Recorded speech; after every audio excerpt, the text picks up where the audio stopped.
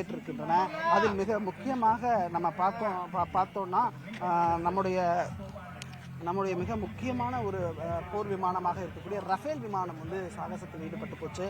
அது மட்டும் இல்லாமல் இந்தியாவுடைய படைப்பாக இந்தியாவுடைய மிக முக்கியமான விமானங்கள் எல்லாமே இன்றைய தினத்தில் இங்கே காட்சிக்கு மக்களின் பார்வைக்காக போய்கொண்டிருக்கிறதை நம்ம பார்க்கலாம்.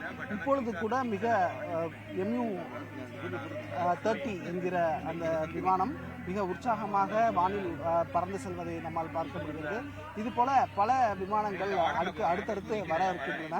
மிக மிக முக்கியமாக நம்ம பார்த்தோம்னா ரஃபேல், தேஜஸ், மிராஜ், அதே போல ஹெலிகாப்டர் பிரசாந்த், 30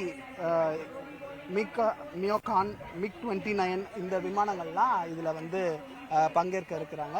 அதுக்கு முன்னதாக அதாவது 6ஆம் தேதிக்கு முன்னதாக இன்றைய தினத்தில் ஒத்திகையாக நடைபெற்று வருகிறது. கடற்கரை முழுவதுமாக மக்களின் கூட்டமானது அதிகரித்து கொண்டே இருக்கிறது. நேரம் செல்ல செல்ல இந்த கூட்டமானது அதிகரித்து கொண்டே இருக்கிறது.